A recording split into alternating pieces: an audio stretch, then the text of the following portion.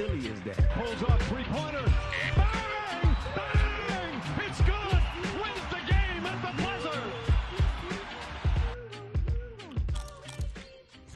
And welcome back to the Hoop Junkie Podcast, the #1 sports podcast in the world. According to us. I'm your host, Zach, and I'm joined as always by the playoff prepped up man himself, Chance Baker. What's up, Chance? What's up, man? Not a good day for me, not a good day for our special guest that we'll introduce in a minute, but it's just, I hate being a Grizzlies fan. Well, I mean, you're jumping straight there, Chance. I mean, I wanted to say, like, you know, today was a good day. The weather was great. I mean, there was a lot of good stuff that happened on. But if you want to look, man, I woke up this morning. The Titans had a bye. I had zero chance of a heartbreak. Okay, we did not have a game. Today was supposed to be great. I told my wife, I was like, you know what? We're going to just turn on Red Zone. I don't have to worry about the Titans losing. Everything is going to be great. And we're driving to Kroger to get groceries. And I get a notification on my phone because I get the Grizzlies PR like notification sent to my phone. And it said like medical update. So I was like, Morgan, can you like read this for me? Because this is kind of unusual. Normally this doesn't pop up like right before the season. I was like, can you read what this medical update is? So she's like, Grizzly center Steven Adams to undergo. And as soon as she said that, I was like, oh God, you've got to be kidding me. And then she said season-ending surgery. And I almost just drove into a ditch. But luckily, I knew we had to record tonight. So yeah, we're here. Well, look, you know, the Hoop Junkies podcast, we do more than just educate our listeners about the ongoings of the NBA. We also save lives. Thank you. I'm glad we were able to save Chance's life today by making him show up for work. Yeah, you saved one today because we've got our special guest here, so I wasn't going to leave him hanging. Well, look, with no further ado, I'm introducing our special guest, the one and only Melvin Purdy. Melvin, thank you for joining us today. What's going on? How y'all doing? Man, good. I mean, and you know, I'm just glad that my friend is still alive today, Melvin. I know you heard him you're just talking about his plans of driving into a ditch, but he's here. better than Chance, better than the idea that I had after the news. I could have. I'm not gonna talk about that because it's kind of insensitive to some people, you know. But I kind of you know, I kind of feel your pain. Like so the most I'm doing is wearing this hoodie. Even though it's like, you know, 70 degrees in my house right now, you know, it's just like kind of like Grim Reaper because our hopes and dreams, we'll get to this later, but my hopes and dreams of a top 4 seed. So I feel like the Grim Reaper right now. I'm a swagged out Grim Reaper though, you know. I'm repping a little bit, you know. So. Oh yeah, still got the Memphis, still got the swag. I had to put the black shirt on too. Just RIP to the Grizzly season. Let's call it already. Well, to our hoop junkies out there, in case you haven't heard, Steven Adams is out for the season due to a season-ending injury, season-ending surgery. So all this goes back to last season, where Steven Adams ended up missing the last third of the season. Yeah, so he got hurt. It was January 22nd. Last year. I know this because it was my wife and I's anniversary. We were at the game in Phoenix. We took an anniversary trip to Arizona. And so I told her, I was like, you know what? We just saw Steven Adams' last game for like 2 years because we were at that game. And I remember him getting hurt at that game and literally hasn't been the same, which he played a couple preseason games, but I guess it did not respond the way they wanted it to. So it's a pretty strange situation all around. Yeah. Well, you know, and so jumping straight into this, guys, like, you know, I know we'll talk about what this means for the Grizzlies season because, you know, we're going through playoff predictions and stuff like that in this pod. But, you know, my first thought was like, why didn't he have the surgery sooner? You know, because there was a whole bunch of questions last year.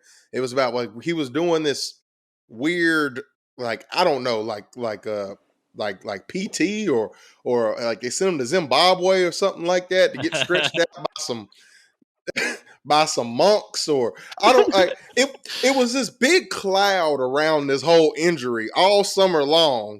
And now we get here a week prior to the tip off of the regular season, already down Ja. It's like, what's going on in Memphis?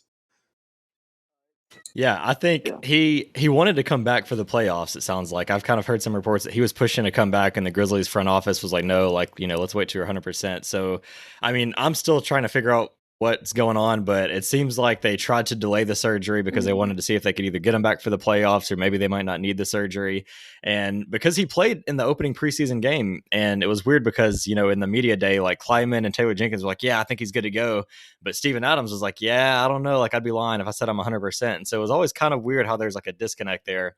And he comes out, he plays the opening preseason game. He played a couple more games, never more than like 15 minutes. But I thought it was weird when the last preseason game was like the dress rehearsal, right? We had Marcus Smart, we had the whole starting lineup except Steven Adams. And I was like, well, that's kind of weird, but maybe, Veterans Day off, get him ready before the season. So I thought that was kind of like the first like odd thing that came up. And so yeah, I mean, I think he should have had the surgery right away, but they didn't know. And I guess the way he responded in the preseason, maybe his knee flared up, and they realized like, okay, we're just still not there yet. We need to fully fix this and get you ready for next year. But yeah, it's a really strange situation. I still don't really know what the hell's going on, to be honest.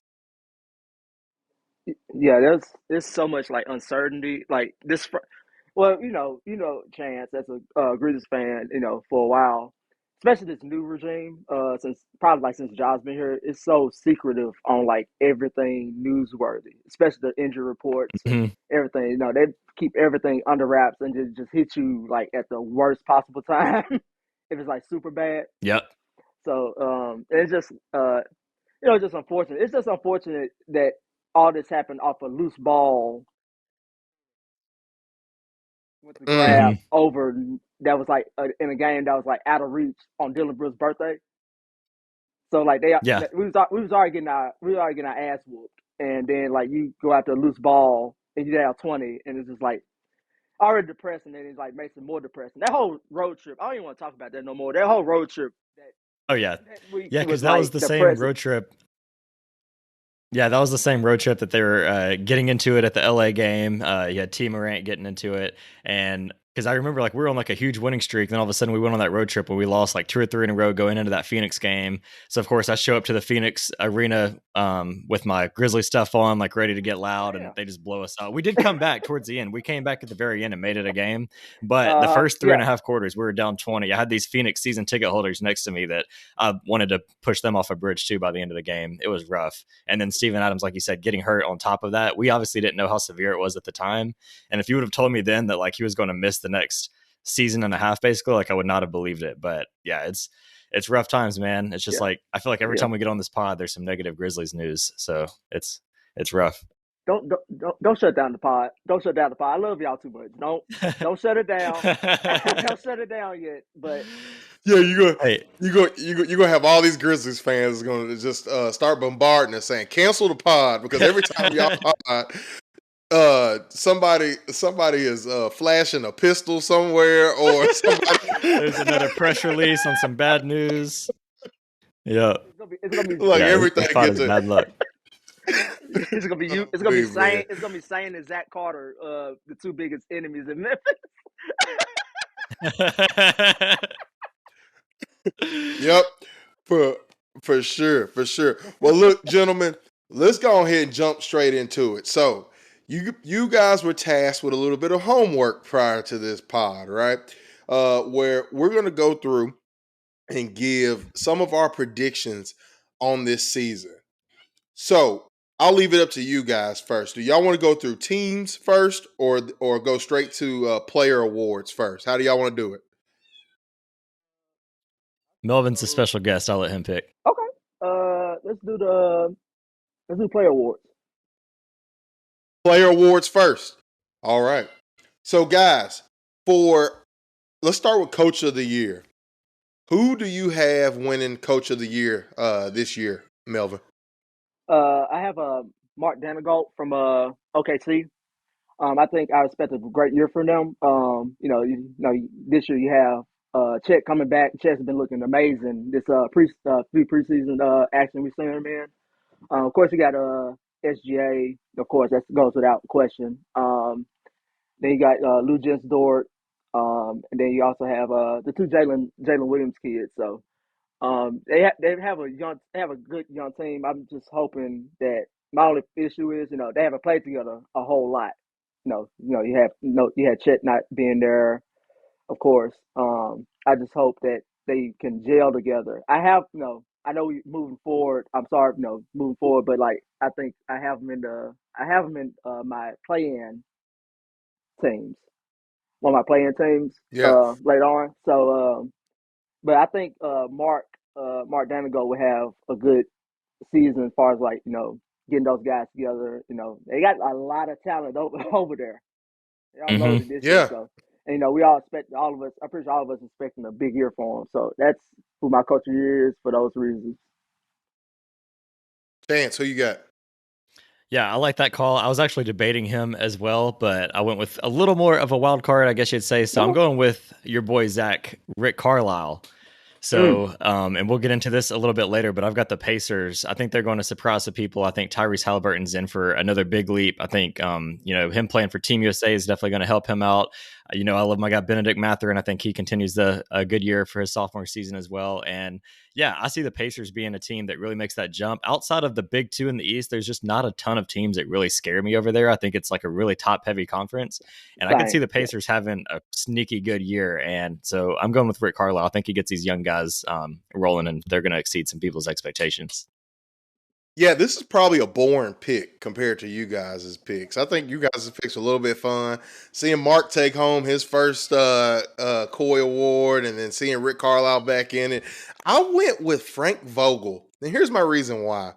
Like, he's got a lot of new pieces on this Phoenix Suns team, right? And it's a whole new coaching staff coming in, all new players, even a new owner, right? So it's a lot of different variables going on, which can kind of make it hard for a team to be a contender in year one, right? With this, but I really do think that the Suns are going to have a great regular season. And you'll see where I've got them ranked in the top of the West. I'm not going to surprise you with that. I do have them ranked in the top in one of those spots.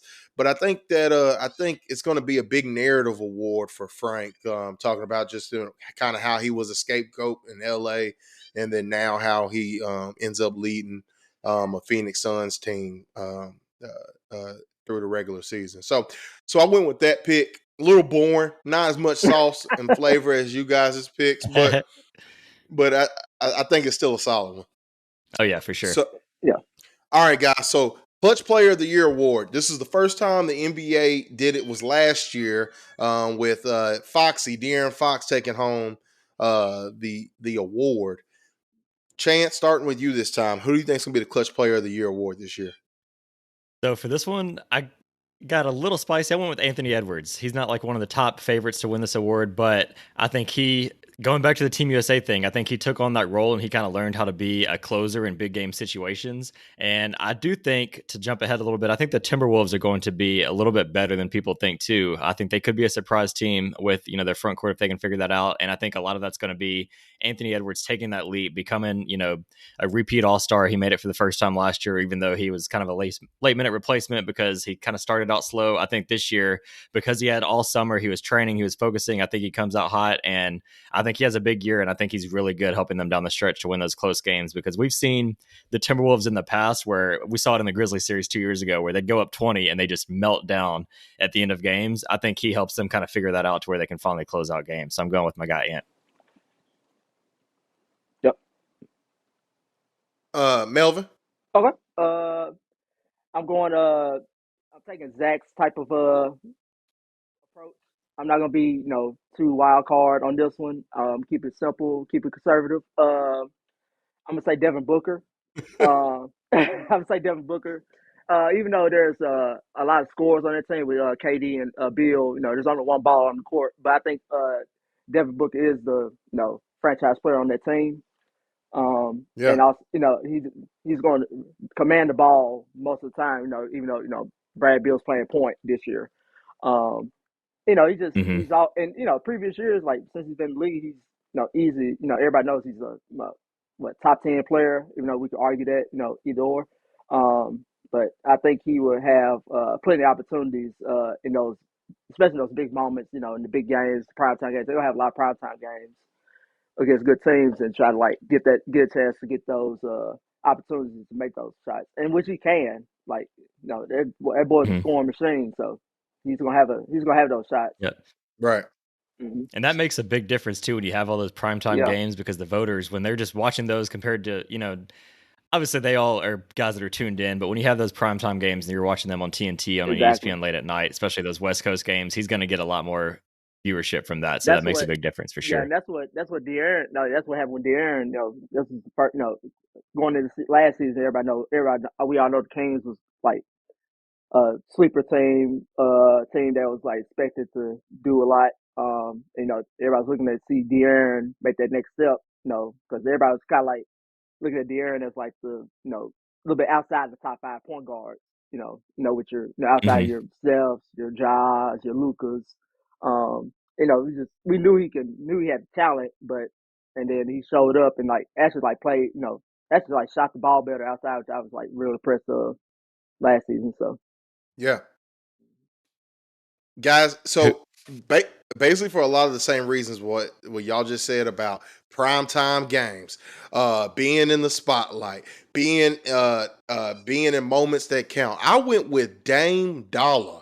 This guy is out of the Pacific Northwest, meaning people are going to be able to be up and watch his games. All of his games aren't going to be at 10 o'clock at night. And people are going to be able to see these big moments happen with arguably the greatest player in this era of basketball, Giannis Antetokounmpo, right? And so I really think that Dame is really going to be in a position to shine in closing time because Giannis doesn't want the ball in those crunch moments. That's not Giannis's game. It's all going to be on Dame Dollar, and that's why I got Dame taking home the Clutch Player Award. I Now, like it. sixth man of the year. Who you taking? Melvin. uh, I go first. Cool. Let me get I'm going Bobby Portis. I think Bobby Portis has really stepped up, especially having a FIBA experience this year, and also I think in general the Milwaukee Bucks have probably the easiest top 6. If you're just talking about your top 5, your starting 5, and your 6 man. I think Bobby Portis is like a huge spark on the bench defensively and offensively. Um, and he's gonna have those opportunities. Especially with you might have him with because Chris Middleton can't stay healthy, so we Yep. might have so we might have those. He'll have those opportunities coming up. Um, just in general, I just like him a Yeah, whole lot. He's just a big spark for any bench. So I have to yeah, go by yeah, Portis. for sure. Chauncey, who you taking? So for this one, I went way down on the odds. I don't think this guy's like even a top 15 favorite to win the award. I went Jonathan Kaminga. So I think Solid. the Warriors are still going to be a top team in the West, maybe not top 2 or 3, but I still think they're going to be a playoff home court type team. And to do that, they're going to need somebody else to score off the bench. You've got Chris Paul, Klay Thompson, Draymond, Steph. All these guys are getting older. They're going to need somebody that can come off the bench and get buckets for them. And Kaminga looked really good in the preseason. He's always shown flashes his first couple of years. He's got that athleticism. He just hasn't really fully put it together. I think a lot of people expected that second year for him to make that jump, and he didn't quite get there. But a lot of people forget NBA progression is not always linear. It doesn't always just go like NBA 2K. You started at 78, then you're in 82, then you're in 86. Sometimes it goes down, it goes up and down. It has elevations. And so I think Kaminga, after having, kind of an up and down sophomore season, I think he puts together, 15, 16 points off the bench wouldn't surprise me at all. And so I'm going with him for the 6 man. Guys, this guy is up there in the odds, but I went with Derek White. I mean, just because if the Celtics are going to be a team that's going to be winning games like we all expect them to do, Derek White's going to be a big piece of that. You saw the element that he added to that team by the time he got there. He added another uh, uh, bigger defensive guard to that roster, and I think they'll still need him. I know Drew Holiday starting is going to take a lot of that role, but also you can't forget that Marcus Smart is now in Memphis, right? So just from a roster construction standpoint, I think Derek White's still going to be much needed. Oh yeah, I like that. Yeah. I almost went with him. The only reason, or one of the reasons I didn't, is because I was like, I can't tell if he's actually going to start to begin the year, or if he's coming off the bench. And so I love that pick for Derek White because I do think it makes sense to bring him off the bench when you've already got Drew over there. Yeah, They want to, have a little bit more size. So yeah, I really like that pick. I think he's one of the most underrated players in the league, along with Drew Holiday. Also, I think they have absolutely. definitely the most underrated backcourt in the league now. Yeah, For sure. And that's a good point. I mean, Derek White might start. I mean, he's definitely a starter caliber player. So Oh yeah, for sure. my But usually the so my people that win this award are starting caliber players, but they come off the exactly. true, bench because of true. team situation. And so yeah, I think that's a great pick. I think he's one of the favorites for a reason. And if I was actually putting a bet on, I'd probably bet for him for sure. Yep. All right. Most improved player. I'm gonna start first on this one. Guys, Let's see what you got. most improved player is always a very interesting award because sometimes it's different every year, right? Like Hmm. some years we give it to John Morant, even though he's a top 2 draft pick, and we all knew he was going to be great, and he was good the year before. And I'm still upset that John got his Most Improved Player award when I was when people talk to me crazy for saying Luka Doncic should have won Most Improved Player his second It year. But it is what it is. It is Yeah, what yeah, it yeah, is. yeah, just depends on the year. It is yeah, like, yeah, like I don't know. This award, my point is that people are inconsistent with voting on it. So, however, Yep. I don't know. But what I do know is most improved player award usually comes from a player that has the most opportunity at that time, right? Who just the coach decide, hey, I'm going to give you a longer leash than I gave you before, or I moved to another situation. That's the reason why I'm going with Jordan Poole. I think Jordan Poole is going to be in a situation that is totally different than where he was in Golden State. I always had to play third fiddle to those two other guards that we all know and love, Steph Curry and Klay Thompson, right?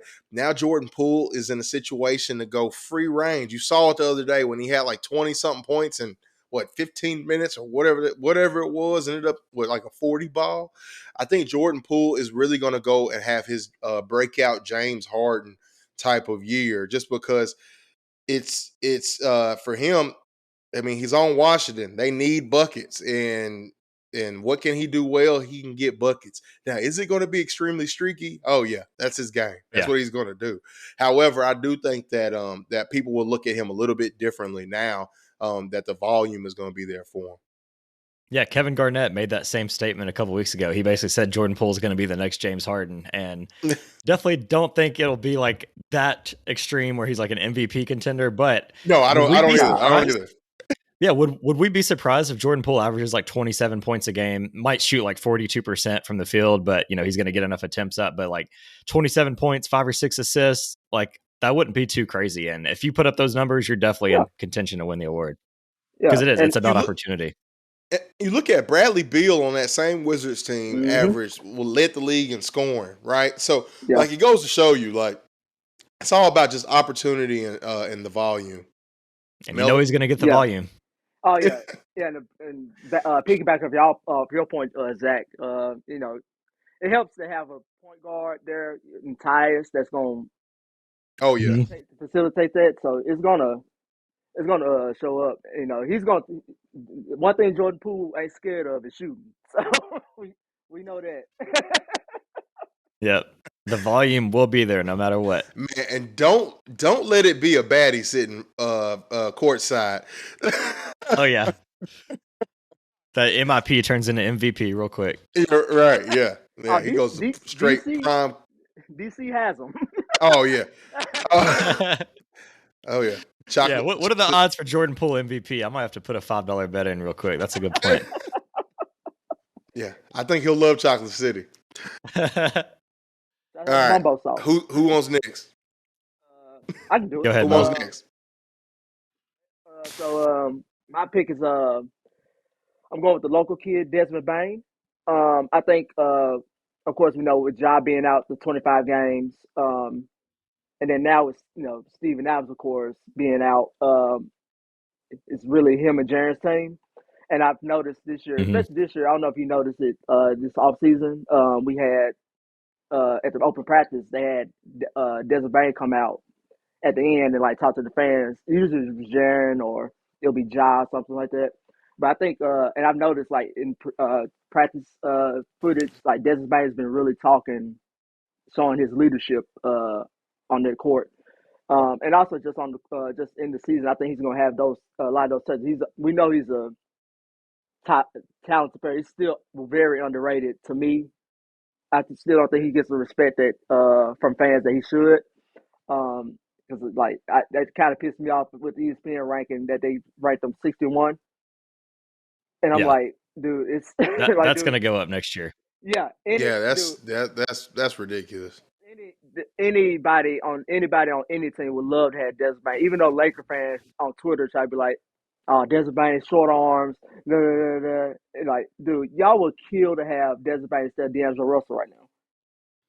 Dude, Oh it's yeah, 100%. And honestly, I don't think people realize how bad Desmond Bain's injury was last year. Like he was averaging like close to 25 a game before he had the turf toe, and that all just messed him up completely. And like he kind of got going, but he really was just learning how to play with the injury. Like he immediately, Hmm. I don't know how many people realize this. He immediately had like a pretty major surgery on his foot, like on his whole like upper foot, just because it was all messed up the whole second half of the season. And so now he had a full off season to get back in rhythm.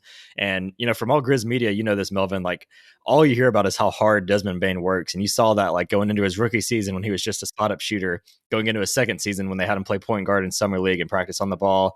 And then going into his third year and before the injury, he was averaging like 25 points per game. So I see no reason why he won't make that leap, especially with the opportunity. Like you mentioned, Ja out the first 25 games. So definitely love Yeah. that pick. For me, I thought about Desmond Bain as well. I ended up going with the guy out of San Antonio, Devin Vassell. So I Oh, think I this is a love that guy. pick. yeah. I think this is a guy that could have won it last year. Really, when you look at him, his second year in the league, he averaged 12 points a game. He actually Mm-hmm. averaged 18 last year, but he played like a little under 40 games in the season because he had his injury. And then by the time it was time to bring him back, they were already tanking for Wemby, which obviously worked out. So don't blame them there. But I think now you get him with a full season. You've got Wembanyama over there with you. They've got some other good young players, and I think if he gets a full season, he can be a 20 point per game guy. And I think that he looked great in the preseason as well. So smooth, the way he can get off his mid range shot from anywhere. I think he's going to be a guy that takes on a huge offensive load for them because he might be like their number one option. Wemby is great and all, but I don't see him being like the number one option in San Antonio yet. He's going to be more of a defensive force. So I like Devin Vassell for my pick here.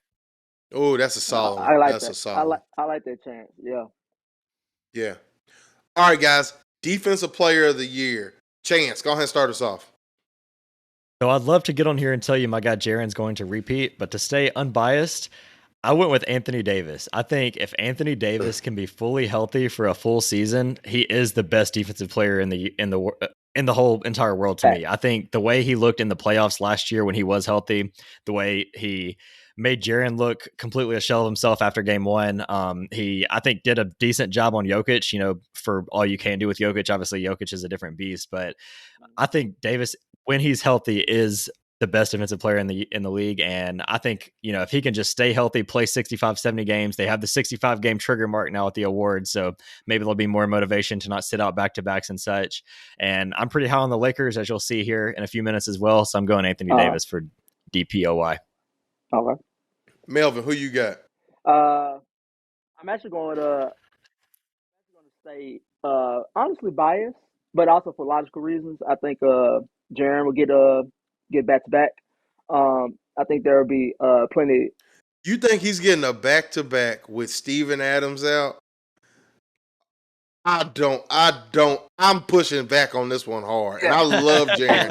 And I was I was on the Jaren train for DPOY last year, but we all know if after what I just saw all summer long, Jaren Jackson Jr. is a power forward, and at and whenever he does not have a big burly center behind him, he is not going to stay in these games. So, So if we would have done this podcast yesterday, Yeah. would you have agreed with this pick, Zach? Oh yeah. I would agree with it. I would agree with So it. the Steven Adams Yeah. thing is a big thing. So if the Grizzlies go out and get like an Andre Drummond type, like just another guy that can clobble up rebounds, do you think it makes more sense as a pick there? I think Hardenstein, someone like a Hardenstein Mhm. or well. I agree with I know that him having Steven Adams, not having Steven Adams now is going to be tough, but I think he still can guard your 3 or 4. He can still switch off, and I think he does well at that. And I think the FIBA thing. I know the FIBA Yeah, and I thing was mean a he little. still dominated. Yeah, the FIBA thing was definitely He a still black dominated eye. last year after Steven left. Yeah, The FIBA thing was definitely a black eye and everything, but I think there's a lot of stuff with that FIBA thing. The Steve Kerr kind of like didn't understand, and I'm not trying to go on a Steve Kerr like pick it or whatever You it oh is. you protesting Kerr? No, I don't. I wasn't like everybody else on Twitter, but like I just think those FIBA games.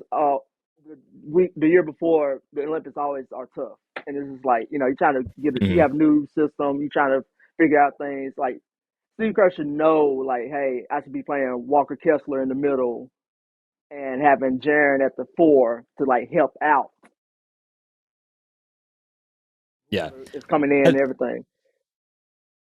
I think the way the FIBA played out makes the Adams injury sting even more, because if Yeah. Jaren would have gone out there and showed that he could play the 5 and he, was pulling down rebounds, he wasn't getting bullied down low by the, some of the international centers. I think if he would have had a better showing as the 5, then this news wouldn't have hit so hard, because you're like, okay, well, Jaren showed in the summer, like, a lot of Grizzlies fans have always envisioned Jaren as a long-term 5 anyways, but because the FIBA thing, him being a 5 was such a disaster, for lack of better words, as far as like him not being able to box out, getting in foul trouble, not being able to contain centers. I think because that went so poorly, it makes the Adams injury hit even harder, because we've seen what it looks like for Jaren, and that's not NBA centers. That's guys that are just, international guys like Wagner, like Mo Wagner, like he's like a third string center in the NBA, but he's like dominating the boards in FIBA against Jaren. And so I think because the way that played out, it makes it tougher. But to be fair, Okay. like FIBA is a different game than NBA. So It is. FIBA is much tougher on bigs because they can sit in the paint, they can like goaltending and all that. All the goaltending rules are different. Like it is just different. So if anything, being back in the NBA game where it kind of relies more on bigs to be able to step out and move and fluid, much like Anthony Davis and Jaren, the NBA game does suit Jaren a little bit better. Yeah. However, I just can't with it. The Grizz have to go figure something out, and it can't be Dwight Howard. It can't like Yeah. it has got to be somebody that can legitimately give them at least 15 minutes a night of solid minutes. I know, and that's kind of hard. I mean, 7-footers aren't growing on trees, so Nah. And I like, mean, we'll see. Yeah, what's up, Melvin? yeah, but like to your point, like it's like I do not want, like, we at this point with this with our system, we cannot have like a Dwight Howard or DeMarcus Cousins, someone that's like fiending to like get back in the league, just like thinking they're gonna stick around. We need somebody that's gonna fit in the system, preferably a younger player to fit in the system. Like, someone you won't have to give up much for. Maybe like I said, Hardenstein. You also have an Alex Lynn out there or something like that. So I just kind of think it's got to be somebody that's going to plug in and easily fit in with the locker room and everything. Yeah, and thing too is like Ja's out the first 25 games, but when Ja gets back, Steven Adams is a big key for John Morant. Yeah. Just rolling off of his screens and using them as leverage. So whoever they get has to be a great screen setter, because I think that element is going to be missed a lot, because like even with the Grizzlies last year, like you notice like Tyus Jones ran a much different game than John Morant.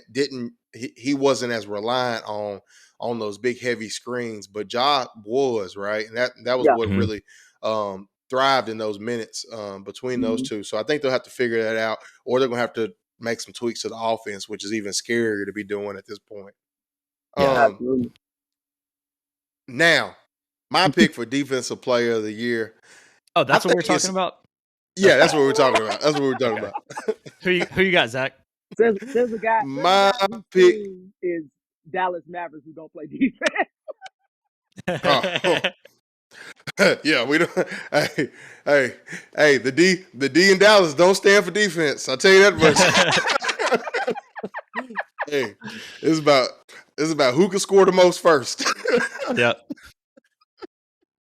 So yeah, man, and we will talk a lot about my Mavericks yeah. when we get to these rankings because y'all, ooh. Anyways, so I've got a guy who has arguably been the best perimeter defender in the league over the last decade. Ooh, I And know. Yeah. has not gotten a lot of love when it comes to individual awards. Has been on a couple all defense teams, but I think now he is finally in a position to be on a big time contender, and he's going to be in all these marquee matchups guarding teams' best players. Drew Holiday is the guy I'm talking about. I think it's time for Drew Holiday to get his well-deserved love and get a Defensive Player of the Year award. We saw Marcus Smart win one in Boston. I think we can see Drew Holiday win one in Boston as well. Finally, in a big market too, so he'll get a lot of that Twitter love and all that stuff too. Mhm. So that's my pick for Defensive Player of the Year this year. I was wondering if that's where you're going when you said the best perimeter defender of the past decade, basically, in a Yeah. bigger market. Now I was like, he's got to go with Drew Holiday. I love that Uh, pick. I think Drew same. honestly might be the most underrated player in the whole league. Yeah. Facts. For sure. I mean, when you start if you really like, we call a lot of people like 3-and-D guys, or whichever, like guys that can contribute on offense and they can give you something on defense. But if we really want to go down and say, all right, if I have an ultimate offensive defensive team, you might start with Kawhi Leonard and then maybe like Anthony Davis. And then right after that, you're probably picking Drew Holiday, just as a guy that can contribute on both sides of the ball. So I'm going with Drew in that case. Now for Rookie of the Year, guys, I'm gonna do this pick first, okay? Go So ahead, brother. everybody's wanting to talk about this Wembanyama guy, okay? Oh, Everybody's Lord. wanting to talk about Wemby and talking about all this stuff that he got going on. I've seen it. He looked good. I mean, he's like, 1 minute I saw him at the rim, and the next minute I saw him reaching out, blocking a 3-pointer. It's amazing. I mean, I'm not going to lie. Look, the Mavs play the Spurs on opening night. Luka got a banged up thigh. I don't know if he's going to play. We might get our tails kicked by this French man. Okay, I'm not hating on Wembanyama. However, I'm going with Chet Holmgren to win Rookie of the Year this year because I really think that Chet, if you've watched him play, I mean, he looks efficient. He looks like I remember talking about like how Kevin Durant is like the more agile version of Dirk, right? Just the thing he's able to do and things of that sort. And it's like Chet is just like a whole nother level of this, And so I really think that Chet, with being around the Thunder all year last year, not playing any games, but still being in the practices, being with NBA trainers, I really think it's going to bode well for his Rookie of the Year campaign. So I'm locking in Chet. Who y'all taking? You go, Chance. I wanted to get cute. I wanted to go Chet. I wanted to go Scoot Henderson maybe, but I had to end up just going with Wemby. From what I've seen with him so far, I mean, this dude's just on another level. You sell out. I am. Chance. Hey, I was going through my list and I was like, you know what? I'm gonna take a flyer. I'm gonna go Kuminga 6-man. I'm gonna go, Devin Vassell most improved. But when I got to Rookie of the Year, I was like, you know what? I'm just gonna keep it simple. Go with the guy who is the best prospect since LeBron, according to many, who I probably would agree with. And I just think when you look at the numbers, he has the opportunity to put up both on offense and on defense. Chet, I really like Chet. I think, he could have a great rookie season as well. And I think Scoot is another really high potential guy too. But overall, I just had to go with Wemby because for one, I think he'll put up the numbers. And two, if it's even close, if it's a close 2 or 3 man race, because of the hype that he has with the media, they're going to lean towards Wembanyama anyways. And so that kind of gives him that extra boost. So I'm going Wemby, but I hope it's a close race. I hope there's a lot of good guys because there's a lot of good players from this class. Like the Thompson twins could put a run for their money. You know, Keontae George could have like a surprising rookie season. There's a lot of good guys. I'm curious to see who Melvin goes with, but I had to keep it simple for this one. Yeah. Yeah, I kind of like I could have came out here on this wonderful pod and be like, hey, I'm gonna go with one of the Thompson twins. Hey, I'm gonna go with Keontae George. I'm gonna go with Scoop just to be different and not pick Wemby. But you sold out. Hey, Dr. Umar be mad at me right now. I'm selling out. So I'm going with Wemby. I'm just honestly Wemby. I think like Chet is a great pick, Zach. But I think with Spurs, I think him having Popovich, hopefully having get his second win back. And then you also have he has great players around Keldon Johnson. You have Devin Vassell. That's going to give him those touches. And, as we know, Popovich does well with big with the tall, with a tall long center. Pause. He does have a history. Yeah. Pause.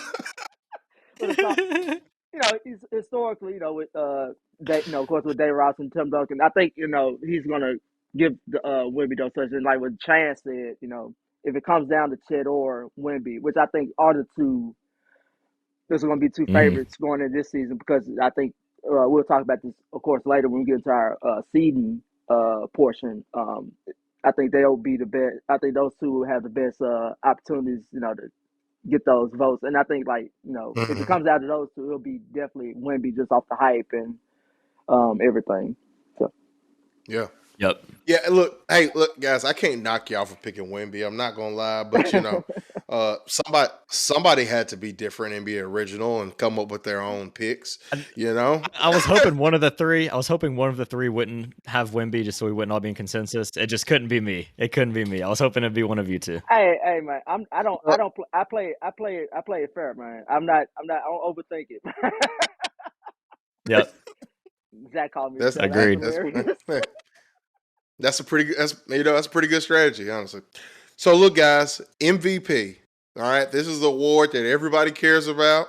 This is the one that you've had Embiid out here campaigning for it, and then not staying healthy in the playoffs, and then and Joker winning multiple, Giannis winning multiple. But does the MVP find a different home? Is there a first-time MVP this year? Melvin, who you taking for the league's most valuable player? I'm not thinking. I'm thinking it's not going to be a first-time MVP. I think we're gonna. It's gonna be a repeat guy, but I'm gonna take it about a couple years. I'm going with the Greek Freak. I think Hey. yeah, I think Giannis will have those opportunities with that. Of course he's gonna give you the 24, 10 and 10. That's off the rip.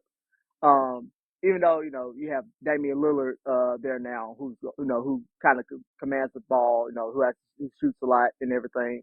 But Damian Lillard still passes well. They really work together as a unit. I think also defensively and offensively, I think he's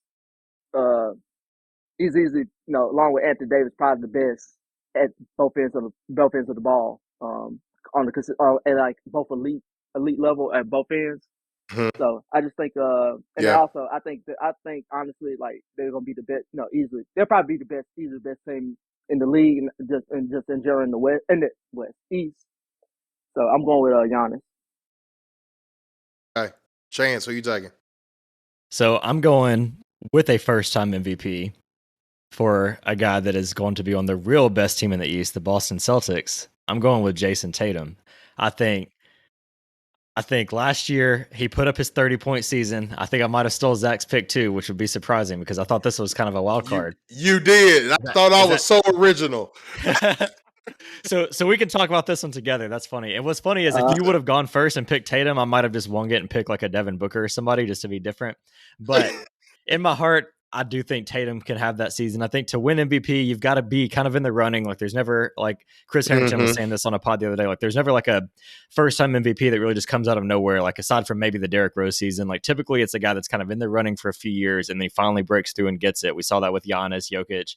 And not to say that Jokic or Giannis are going to have down years. I think Jokic is still going to do what he always does, but I don't think he, takes like another leap or anything. I think he's pretty much going to hit those same numbers. And when it comes down to it, I think Boston is going to be the best team in the East. I think they'll be the best team in the league this season. And I think it comes down to Tatum is the best player on the best team. I think he'll put up another 39-5 type season. They're going to play amazing defense. They're going to be scoring at will as well. And yeah, I'm going with Tatum. Curious to see why you picked him as well, Zach, but I think it's a good wild card pick. I mean, similar reasons you did, Chance. So, the same thing. With these awards, it's just all about timing, right? Like, we've talked about guys like Tatum, Luka's, Ja, Booker's, right? This whole group of guys that are just next up, and I think this is when they finally break that barrier. And I think Jason Tatum is in prime position to do it. He's on a team that is bought in, committed to winning, and you look at he has all of the pieces he needs around him to succeed and do it. So if the Celtics are in a top 3 seed in the East, which I definitely for sure see that happening, I mean, I think he has a great case of being the MVP this year, because you guys know people get tired of voting for the same people as well. Voter fatigue is real. So I could definitely see them looking for, hey, let's go ahead and start this next generation out and vote for Jason Tatum. So that's funny. I would have never thought out of the duplicates. I would have assumed that I had duplicates on Wemby. I never would have thought there'd be duplicates on Tatum, but I like it. Question. Question for you guys. What do you think? So we've been saying the SGA hype, not hype, but definitely a you could push. call it hype at this point, I'd say. Yeah. I'm on that train. Okay, cool. We on the same page. Good. I didn't want to feel bad. Yeah, I think SGA is a guy like. Yeah, I think SJ is a guy that I'd love to like have him as like a potential contender, but because of that reason I mentioned, I think you kind of have to like establish yourself first. So would I be surprised if we get at the end of the season and SGA finishes 4th or 5th in MVP voting and the Thunder are 4 or 5 seed? I would not be surprised at all. But as far as him winning it, I think he's still got another year of establishing himself before he actually is a true like MVP contender. But if he's like up there in the top 4 or 5 in voting, I would not be surprised at all. I'm with Zach. I think the hype train for SGA, and we're huge SGA guys. We have been for a couple seasons now. So I'd love to see him work his way up there. Definitely. But I also, like Chance, you're right. Like to win MVP, you got to show me something in the playoffs first before I'm going to hand you an MVP award, right? So, but I really do. Which as we go into this next segment, you see, I think this is the year where we see a little shake out of SGA this year, going into the playoffs. But yeah, these MVP awards, I don't think we just hand these out, because I know it is a regular season award. However, like that person has had to have been in the MVP conversation prior to me just giving it to them just because they came out the blue, right? Yeah, it's a regular season award, but I don't think any of the voters just count games 1 to 82. There's a lot that goes in, that it's a little extra that they take into account too. Mm-hmm. So, guys, look, we went through our awards. So let's kind of try to figure out like what do we think is going to happen in the season this year. So we've got this new mid-season tournament going on, and I'm curious to hear who do you guys think are going to end up being the league's first time mid-season tournament winner. Chance, who are you taking? So this one was kind of like the most improved player to me. Like I just had no idea who to pick at first, because I'm like, who is just going to be hot in November and win this thing? And so when I thought about it, I was like, okay, it needs to be a team that obviously has the talent to win 3 games in a row, because I had to kind of like refresh myself on how the format even works. So you basically got your group play, and the best team from each group plus 1 wild card, they go into like an 8-team, like single elimination. And so the way I looked at it, I think the Phoenix Suns have some of the most offensive firepower in the league. And I think if they were going to make a big splash, it's likely to be early in the season as well before Durant tweaks a hamstring, Booker turns an ankle. They've got a lot of guys that could go down throughout the season, but as long as they've got their core guys, I have no reason to think they couldn't win a few games in a row and win this thing. So I'm going with the Phoenix Suns. I think they've got all this offensive firepower. Let them get hot. Their group isn't too threatening to me as well. So I'm going with the Suns to be the very first champions of the midseason tournament. Solid pick. All right. So my pick, I originally had the Minnesota Timberwolves slated in this because it's about who's a team that's motivated to win this award and prove who's going to care? And prove that things are okay, right? The Timberwolves Karl Anthony Towns is a guy that will quickly update his LinkedIn and be like midseason tournament winner 2024. Like he's going to tell the whole world if he wins that thing. It's going to be greatest shooting big man, midseason tournament award MVP. He's going to change that LinkedIn bio as soon as that tournament's over and let everybody know for sure. Hey, don't forget streaming. Don't forget streaming. He'll have streaming. Streaming now.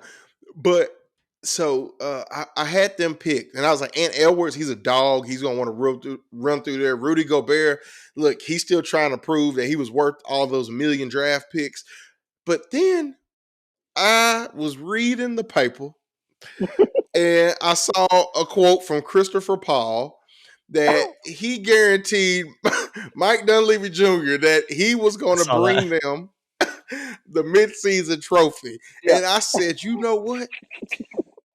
Out of Karl Anthony Towns, Rudy Gobert, and Anthony Edwards, even though I think they all got something to prove, I think Chris Paul might have a bigger chip on his shoulder than all three of them combined. But so Chris Paul finally gets a ring. He finally gets a ring. I went with Chris Paul leading the Warriors to the midseason award. But then also too, like it's another continuity kind of matters in this award, in this thing too, because some of these newer teams, Chance, like I get it, the Suns have a lot of firepower, but the truth is they don't have that many games under their belts, right? So I think they might still be trying to figure some things out going into, because you saw how long it took the Heatles when they got together to finally figure it out. It wasn't until towards the end of the season when they figured it out and started rolling. And I think the Suns might struggle with some of that. But the Warriors, I mean, their core is still there. They just added Chris Paul, So that's who I'm going with, the Warriors. But Melvin, who you got? I was kind of like, first of all, this in-season tournament is a money grab. Like I don't know what. Like I'm trying. Of course. Yeah, we live in. And you know what, Melvin? You know what, Melvin? And we all gonna watch it. Oh yeah. I watch it, dude. I watch almost anything if I enjoy it. You can get. I don't care what it is. If it's something I like, whatever you add to it. Hell, I'm paying $30 for Netflix almost now. Oh. So it's like, hell, I don't care at this point. But yeah. Anyway, the in-season tournament, it kind of reminds me of y'all remember NBA Street, and it was like a mode, not like the career mode you create a player, but it was like the mode where you got to go through every division. And yes. That's what this reminds me of a little bit. So I'm like, okay, right, we got this team, like this team. I'm just trying to like figure this out. But anyway, that's off my rant. That's just pick. I was flipping through it, and I was like, maybe like a young team that might surprise you, like maybe Orlando might come out, Paolo might go off, and then you got Wagner. And then and I was thinking like, who could like might come out and do their thing, just come straight out the gate, just rolling. That's what like I said, this is about it's start. You got to have a consistency. You got to get it. You got to get it popping from there. And my pick is Sacramento.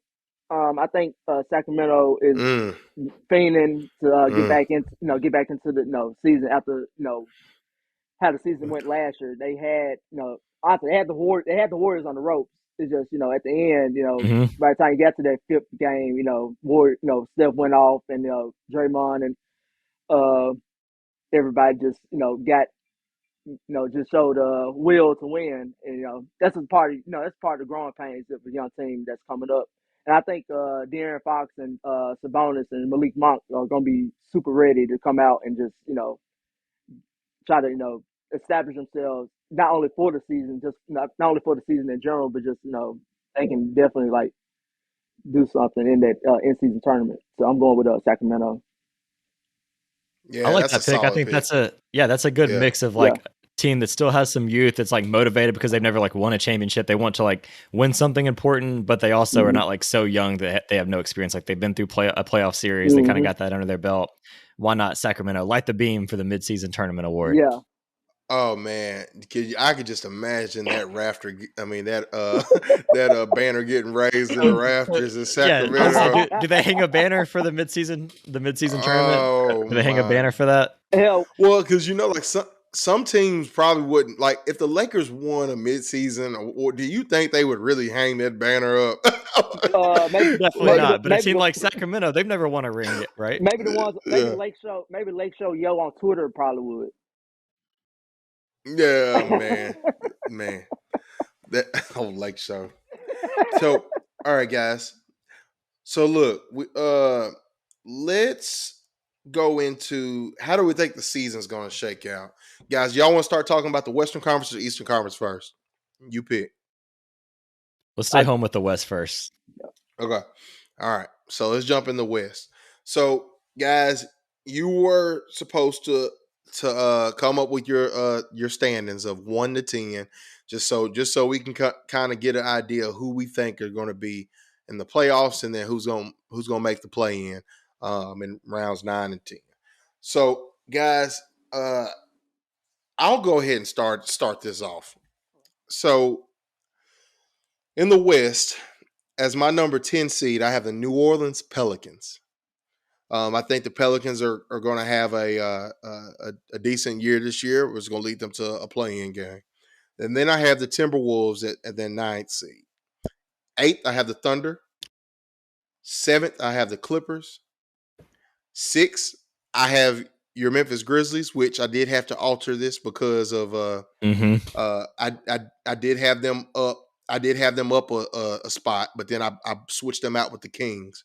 So I have the Kings, and then those top 4 seeds, I have Golden State in the 4th.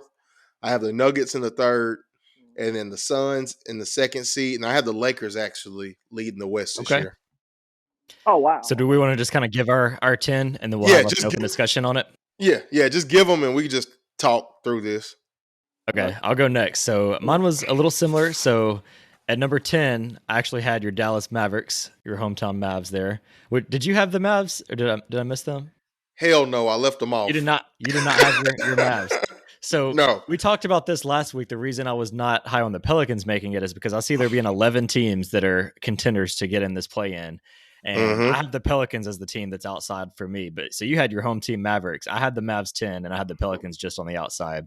Number 9, I had the Clippers. I think they've got enough star power, even with load management. They should still get a top 10 seed. I've got the up and coming Thunder at 8, just like you, Zach. I have the Kings 7. Not that I think they're going to be a lot worse. I just think the West is going to be better. So I'm not down on the Kings. I'm higher on some of these other teams. I have the Timberwolves at 6. I think they make a leap. They either figure out the front court pairing or they trade one of them and get enough value back. But I'm pretty high on the Timberwolves. I've got the Grizzlies 5. When I went to bed last night, I was debating between the Grizzlies at the 2 or the 3 seed. And when I woke up and heard the Steven Adams news, I had to drop them down to the 5 seed. I think it's just that big of a deal. Number 4, I've got the Warriors. I think they've got enough, just with Steph alone and, the veterans they have. I think they'll be a home court team. I've got Phoenix number 3. I'm with you. I'm also high on the Lakers, but I've got them 2. And then I've got the Nuggets as the best team in the West at number 1. Solid. Mm-hmm. So I have Melvin, what you got? okay. So I have at 10, I got same as Zach. I got the Pelicans. I think they're very. I think that of course we know how talented they are. They have of course they have Ingram, Zion's. When he wants to play and anything, he can stay healthy. He's easily a 20. He's easily a 20 and 8 guy, and with a amazing field goal percentage. At nine, Mm-hmm. at 9, I got Thunder. I think of course we know how they're gonna we talked about earlier previously and like many times on today's episode as far as like the talent that they have coming in, Chet's coming back. At 8 I got Timberwolves. 7 I got the Kings. I think they take a little dip because we have other teams in the West that have gotten better or have returned their players from injury and have a little bit more continuity and veteran presence. 6 I got my Grizzlies. 5 I got the Golden State Warriors. 4, which is like I was like debating on hard because I'm always hard on this team, is the Clippers. I think easily like they are if they're when they are healthy. That's the thing. If they are healthy, they're easily Mm-hmm. a top. Easily they could be easily like the top 3 team in the West and like one of the top teams in the league. I think now with Westbrook being in there for a full season now, and also you have Norman Powell, which people sleep on Norman Powell a whole lot. I love I've been loving Norman Powell for a long time. Mm. Number 3, I got the Lakers. Number 2, I got Phoenix Suns, and then number 1, I got the Joker's boys, the Denver Nuggets. Chance, where did you have the Clippers at? I had the Clippers at 9. I had them in the play-in game. I just don't trust Whoa. Kawhi and Paul George to stay healthy the whole season, so I've got them playing in the play-in. I think they could easily still make it to the playoffs out of the play-in, but I wasn't super high on them just because I said it last week. I just need to see it from them before I give them any credit. And at this point, it's been 2 years of the whole resting and all of that. I don't think the 65 game thing changes much for Kawhi and Paul George. They've got their awards. I don't think they care about that too much. So, yeah, until I see them both healthy for a full season, obviously they've got trade things that they're working with hard, and that could change things as well. But yeah, just. And I think the Clippers could be good and they could be a 4 or 5 seed. I wouldn't be too surprised. I just think a lot of teams in the West got marginally better this year, and I just had to slide some teams down. So that's where I had them. Yeah. That's why I was like, that's why I was kind of like debating too. I was like, I don't know, that's all the thing. Like they're like they're like a better Pelicans. Just like you never know. Like all right, is Zion gonna play? And Brandon Ingram gets dinged up a whole lot too himself, and just like so many questions. But I think with Westbrook definitely helped them last year, even though the season kind of like was very weird with them with Kawhi like just like fizzling out, not playing at all at the end against Phoenix in their series. But I think talent wise, I'm just talking about on paper. I think they'll be pretty decent far as that goes with PG. PG. Hope he stays consistent and healthy. So yeah. Chance, here's my reason why I left the Dallas Mavericks out of any of this. So one, I'm not liking that Luka is already banged up. Yeah. With the way he plays, already banged up ain't good. So like, that's how he plays. He's gonna get nicked and bruised, right? But also I give the Mavs, as far as what they had the ability to do this offseason, I give them an A in the offseason. They did what they needed to do to surround Luka and Kyrie with the pieces they had. I think they had a great offseason. However, this team still does not have enough to me. When you look at a team of you look at like some of these other rosters and you look at the high quality role players that they have around their stars, Dallas just does not have that because they're relying on a lot of young guys like potentially starting Derek Lively at center, which Derek Lively has looked great as a rookie, but you all know how it is as being a rookie big, a rookie big and a rookie point guard. Those are guys you really can't expect any contributions out of them until probably year 3 or 4. Yeah. So to me, it's just hard. Now, obviously, you roll the ball out and you got Luka and Kyrie together for a full season. You think things would be better. However, it's just still so many holes around them that I just, I think it'll be some games where they'll look like world beaters just because you got two according to ESPN, you got two top 35 players in Yeah. the league. And but according to whatever. Kenyon Martin, Sr. when he went on Gil's Oh yeah. podcast, it was like, "Oh, Kyrie's better than Luka," and I'm like, It, "Dude, what are you talking about?" well, here's the thing. Mhm. I hate when people say, "Oh, if we roll the ball out and we Dude, said, yes. who's better?" Basketball has never been played in one-on-one. I mean, obviously in street ball, but like official basketball is about what you can do in the concept of a team. Mhm. Yeah. Yeah. I hate that So, argument too. like that is the most, because if that's the case, if I put Dwight Howard in his prime versus Chris Paul in his prime, I bet you Dwight Howard's probably winning because he's taking everything off the rim, putting it back in. But it doesn't necessarily mean that that player's better. That player just plays a different game, right? Yeah. And so, Yeah, if you go with that argument, like, oh, roll the ball out, then you'd have guys like Brandon Jennings would be like perennial all stars, guys that just sir, go get buckets. Like, that's not how it works. Stanley that's Johnson. not. Yeah, Stanley Johnson hit 70 in the Drake League in the Pro-Am. So like, Yeah. Yeah, I'm like, dude, stop that. And the thing is, it's like you like it's like I don't want to argue too much because it's like I'm not trying to shade yeah, Kyrie in any way because I mean Kyrie's a freaking killer, but that's just Mhm. these are two different conversations we're having here. Like Mhm. so, uh, so anyways, but anyways, in the West, y'all any other weird things y'all heard from each other or me or whatever, or Yeah, y'all I good in think the West? I think as John Morant said, I'm fine with the West. I think how this conversation went. Damn I it, think Chance, you beat me to the yeah. joke.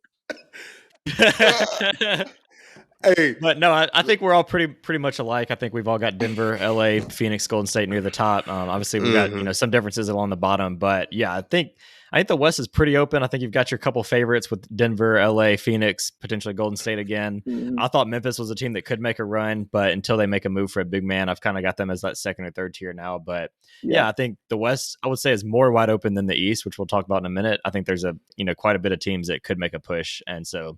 And I think it's definitely more deep than the East. I think, some of these teams like the Clippers at 9, if the Clippers were in the East, I could see them being like a 3 or a 4 seed, but that's just kind of how absolutely. the West shakes out right now. Yeah, Yep. the Grizzlies were top 4 before like when I got the agenda for this podcast. I was like preparing, doing my homework, and then I was like, okay, Grizzlies my 4 coming into the season. I always said that, but then now with the Steven Adams news, and then Ja being out for 25, and just like also the uncertainty. Most importantly, on the Grizzlies, the uncertainty of that 3 spot is so important because I don't know, we banking on Mhm. Zaire. Zaire's been looking good this preseason. But you also you also got, a guy that had a terrible year last year. And then you also dealing with Conchar, who's like, just a hustle guy, of course, and literally and physically. Um we got you have David Roddy, who showed played well in the Lakers series and like towards the end of the season of the regular season, but I kind of think that 3 spot and just the uncertainty of it is very You know, important. you know what's funny about that, Melvin? Uh It's like this is the same conversation I've been hearing from Grizzlies fans forever. That 3 spot, we can figure yeah, that out. Oh, yeah. hey Chandler Parsons, we'll take you from Dallas. Come on. Hey Brian Cardinal, let's give you 35 million. I'm like, no. Oh, we're going way back. Yeah.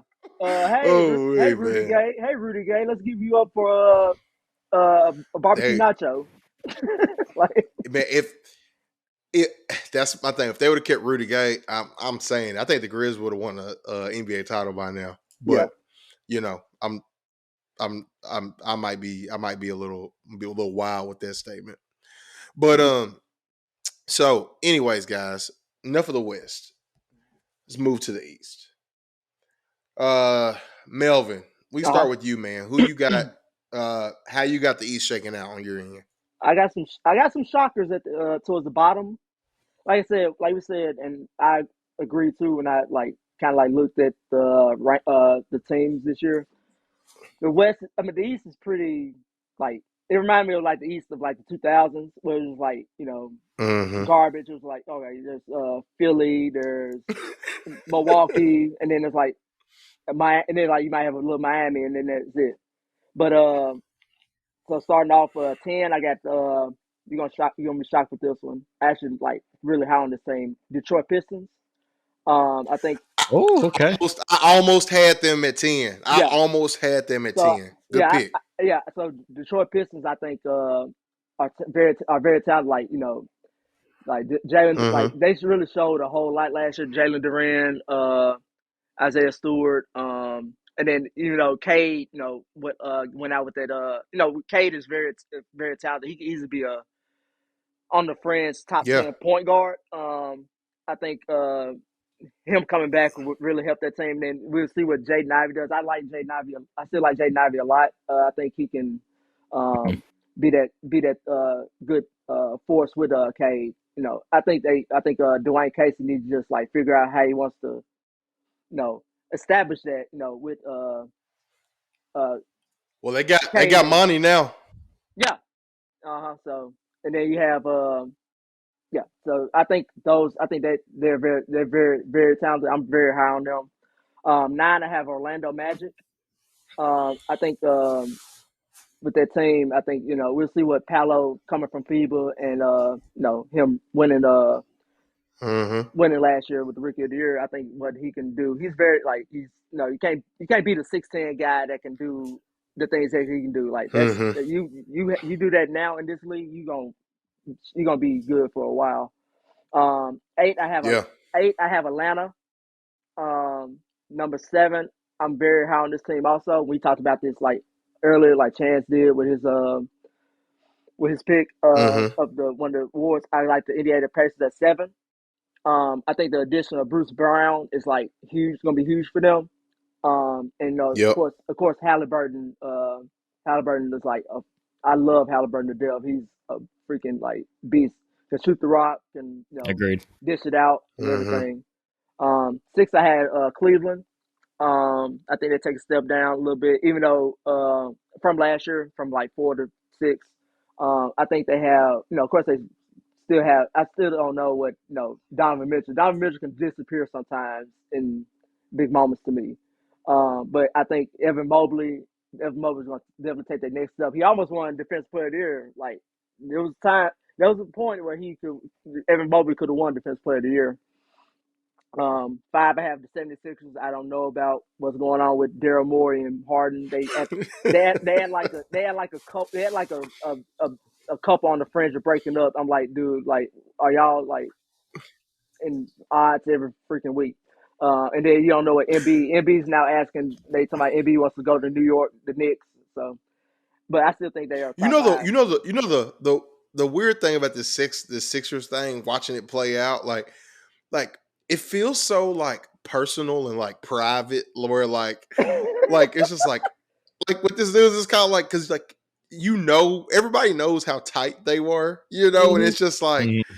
Yeah, this is a nasty divorce. like get me out, Like get me out I'm the uncomfortable. get me out the group Yeah, chat, please. Like, yes, please, please let me know. Let me know when it's done. Let me know when it's all over with uh, and everybody's happy and mom and dad are either okay together or they are just done with each other. Just let me know when we get to either way. yeah, yeah. Tyrese Maxey right now is like that. Like the kid, like the kid is like that. The kid is in the middle of it. Like, hey, like the stepson, like, hey, my stepdad is tripping. Like, come on now. Like, what is going on? And like, it's just like, come on now. Then I have Mm-hmm. top 4. I have the Heat, Knicks at 3, and then I have Boston at 2, and I got the loaded now Milwaukee Bucks at 1. So you had Milwaukee 1, Boston 2, Yes, sir. And Knicks and then the 3, Heat 3. Knicks Oh, 3, Knicks 3. Knicks 3, Heat Wow. 4. Yeah. Okay. Chance, how you got? All right, so the East I definitely had a harder time with. I think there's just so many like young up and coming teams. I didn't really know what to do at the East. I literally like 20 minutes ago, I was like looking at my list and I actually made a change. So I had the Raptors at number 10, but I talked myself into the fact that I think the Raptors finally embraced the rebuild and they blow it up. So I bumped up the Magic, who Melvin had at 9. I bumped up the Magic to 10. I agreed with what he said. I love Franz Wagner. I think he's going to take another leap this year. Paulo looked great his rookie season. If he can just be a little more efficient. They've got to figure out their backcourt. They've got a lot of, guys there. So I think they might have to consolidate a little bit in the backcourt. But, Markel Fultz, if he can stay healthy finally, I think he has a chance to surprise some people. So I'm going with the Magic 10. I went with the Brooklyn Nets at number 9. I think they're still kind of in a weird place as well, but I think they've got enough wing talent that they can at least, get into the play-in. I've got Philly down to number 8. I think the vibes are just really bad with Philly. Yeah, I've got them down to 8. I think Harden either doesn't play at all or forces his way out. I think, and at that point, they're one Embiid injury away from being just Maxey basically running the show. And so I don't like the vibes with them. I think they're kind of in like a reset year before next year they get a lot of cap room. And so I could see a situation where things start badly and they end up resting Embiid more, or you never know, like things change in the NBA so quick. Like Embiid could finally be fed up with this and he could ask out. No one thought last season, some of these guys that requested trades, no one thought that was going to happen. So I just don't like the vibes from Philly. So I've got them all the way down to the play-in at number 8. I've got the Knicks number 7. I've got Miami, who Jimmy Butler guaranteed they're going to win it this year. I've got them at the 6th seed. Okay. And you'll notice I haven't said my team yet. I've got the Indiana Pacers at number 5. That's my biggest surprise of all of this. I think Halliburton, takes another leap. Like you said, he looked amazing with FIBA. I think he makes everyone around him better. The Bruce Brown acquisition. You can argue that Jokic made him better than what he is, but I think Bruce Brown is legit. I think Miles Turner, they stick with him, and I like that pairing. And Rick Carlisle, I've got him as the coach of the year for a reason. I think they're going to be a team that flirts with that home court advantage. I've got him right on the outside right now, but Indiana, that's my big surprise. And another kind of hot take, I've got Atlanta at number 4. I think the Hawks and DeJounte Murray with Trae Young, I think they kind of figure out that backcourt duo. So I've got Atlanta 4. Cleveland, I've got them 3. I do think they have the talent to stay around where they are. Not enough for the big 2, obviously. I've got Milwaukee 2 and Boston 1. I think that's a clear top 2. There's a significant gap after the 2nd seed. So I've got Boston 1, Milwaukee 2, Cavs 3 is how the big 3 shakes out. All right, gentlemen. So I went Orlando 10, and then Chance, I went Indiana at 9, and then I do not know. Ooh, hold on. I don't know what I just did. I put Chicago at 8, but I'm taking that back. I don't know why I put Chicago. We're winging it on the fly. I'm sorry. Hey, it's my list. It's fluid. I can do what I want to do. All right. I'm putting Brooklyn at 8. Okay. All right. And I got Atlanta at 7, New York at 6, Miami at 5, Cleveland at 4. I put Philly at 3. I'm obviously a lot higher on Philly than you guys are, but here's the thing. James Harden doesn't truly have a better option than just playing for the Sixers, I think. So I think at a certain point, they are going to work it out and they are going to figure it out. So this is me banking on that.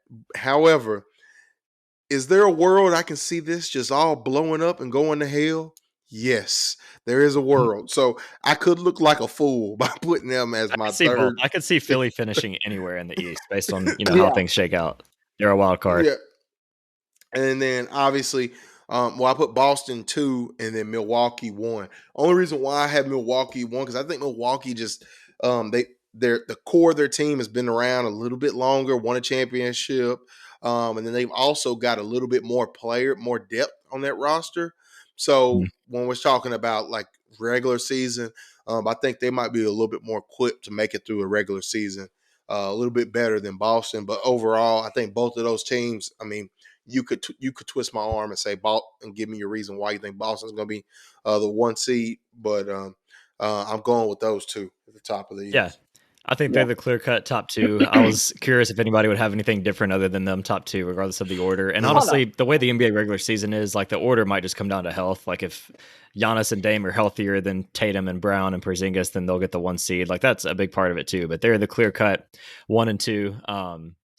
Yeah, I think the East it was just a lot tougher to predict for me. I think Philly is one of the big wild cards because if they trade Harden for like 2 firsts and Terrence Mann, like I don't see them Mhm. being a top 4 team, but if they trade Harden and get like No. a key player back, and then I think Yeah. Maxi's another guy. Like Maxi could take a huge leap. He was another guy Yeah. that I considered for most improved player, but I think he was already Mhm. like pretty good last year. Yeah. So yeah, Philly's a big wild card. Cleveland, I'm really curious. The Mobley, Jared Allen, like they got kind of shell shocked in the playoffs. So I'm curious if that works out or if they have to break those up. Cleveland's a team that I could see kind of falling anywhere from like 3 to possibly down to 6 if that doesn't work out. You guys have any other things that stuck out on the Eastern side? No, I mean, Chance, you're a little higher on Indiana than I am. However, Very high on Indiana. Yeah. I could definitely see that happening. Just because I mean, like like they've got a lot of good young talent on that team. And one thing with Rick Carlisle and Tyrese Halliburton is the perfect point guard for Rick Carlisle offense. Yeah. So in the East, a lot of these teams are good teams, but there's not really many just offensive teams that can just go out and just put up 110 a night. But this Indiana team, they could be that team. So Yeah. so I think that gives them a shot in it. So that was cool seeing you put Indiana. I love your pick, Melvin, and putting Detroit in 10. I think Monty Williams is going to come Yeah. in and bring a whole new culture to that squad. Mhm. Kate Cunningham is back healthy. We Yep. saw flashes from Jaden Ivey last Yeah. year. I like what they got Yeah. between Duran and Isaiah Stewart at the bigs. Man, so overall, I mean, I think y'all got some solid picks. So So we all had Toronto outside, right? So does everybody kind of agree mhm, that they finally blow it up this year? Yeah, I think with Toronto, mhm. and I thought about this. I wasn't considering them at all for the top 10 on the East. I just think it's so much questions, especially past 2 years, and it's crazy because we always talk about how in the front office was Messiah Ujiri is just like okay, he's like the gold standard of just the front office guy. But it's like these past 2 years were like uncertainty. All right, we're gonna do this with Van Fleet.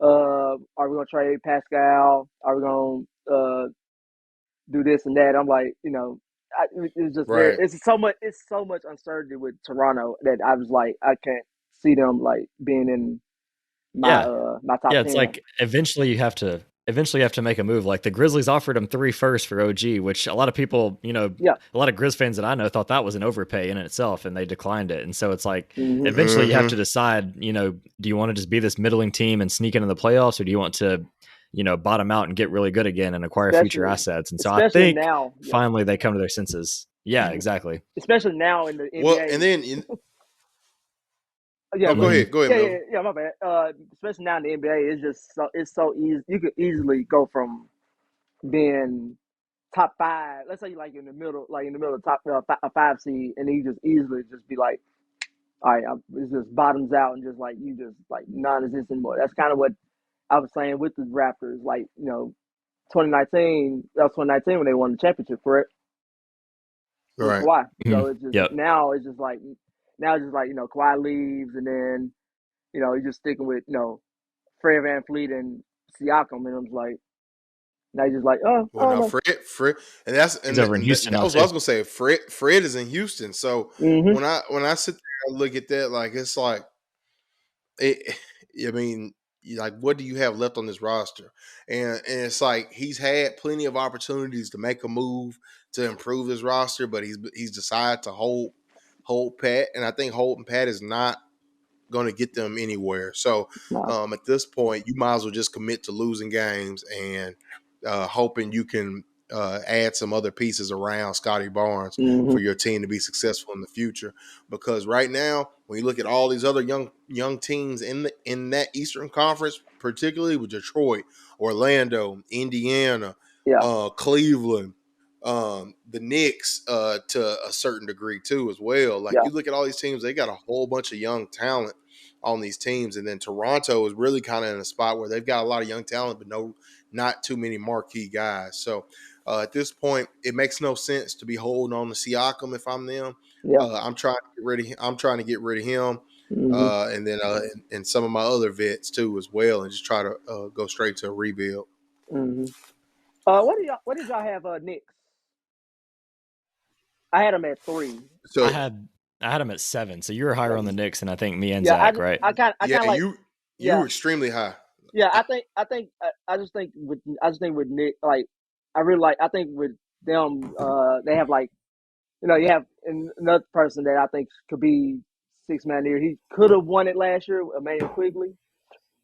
I kind of like. I'm mm-hmm. very like high on him. I think he really brings a spark to that team, especially with maybe if you might have a time where Julius Randle, we know Julius Randle could disappear sometimes, and we Yeah, saw how we from saw how time to Jalen time.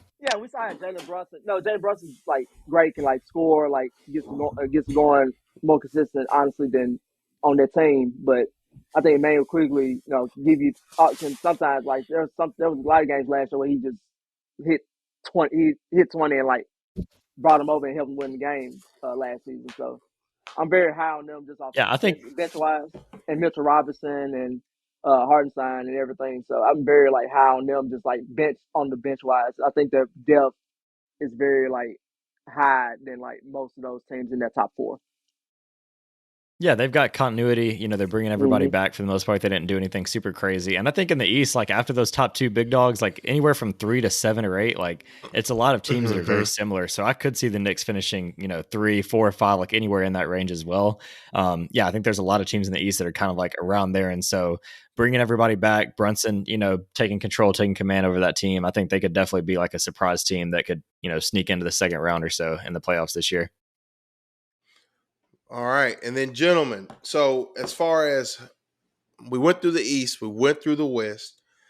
Who do you have going? What are your conference finals matchups? And then who's making it to the finals? And ultimately, who's coming out with that Larry O'Brien trophy at the end of the day? Chance?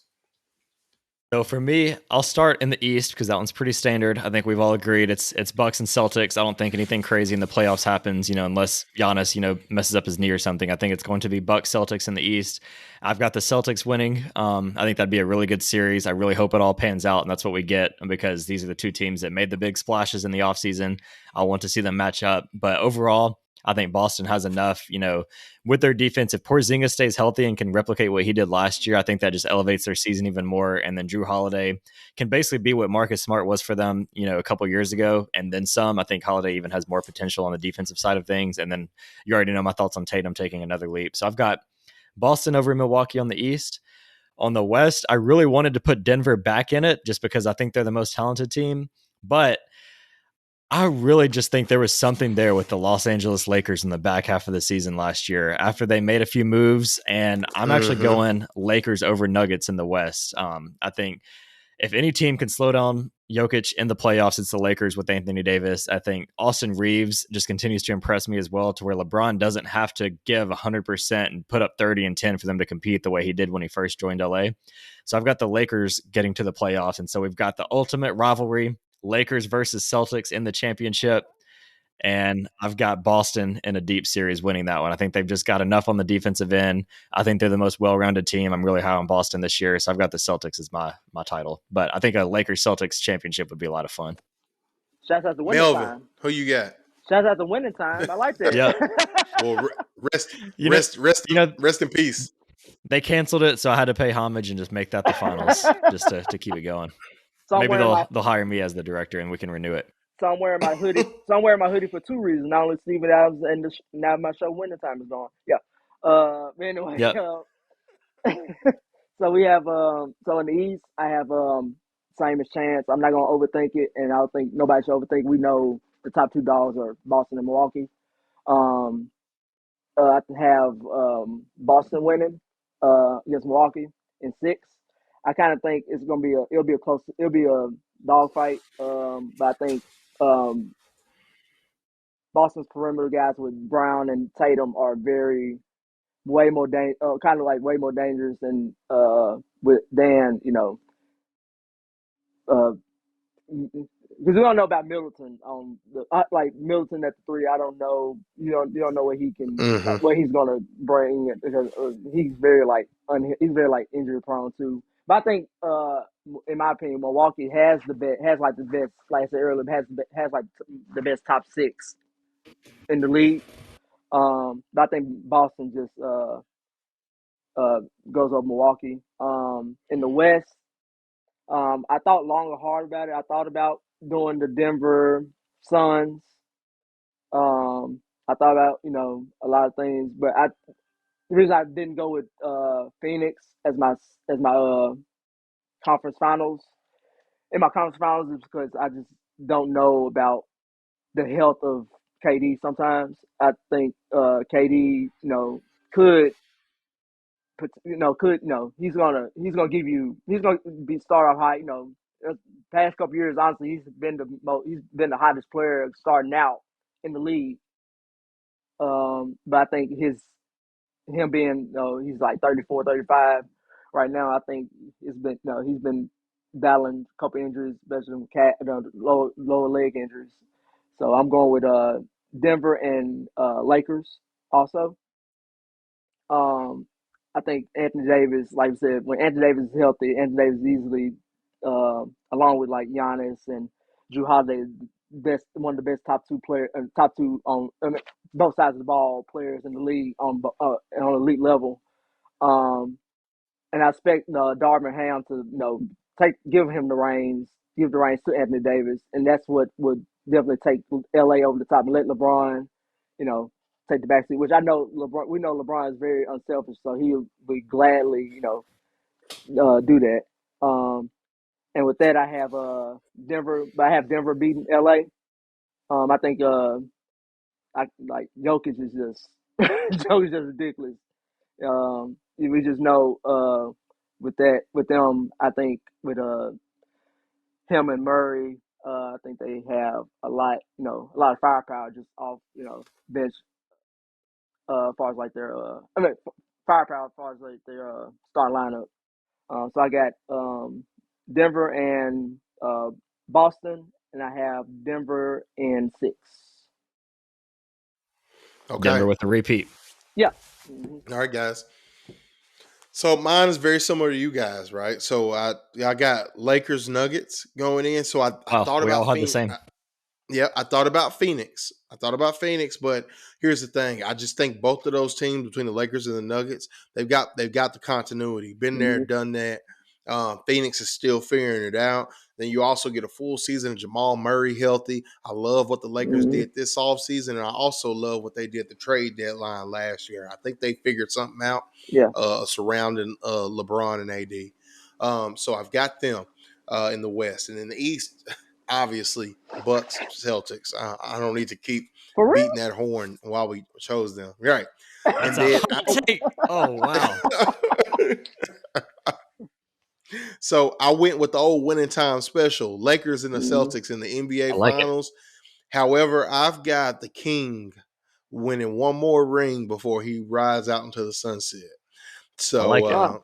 so I got the Lakers. I got the Lakers winning the championship. This being LeBron's 5th ring. So, Yeah.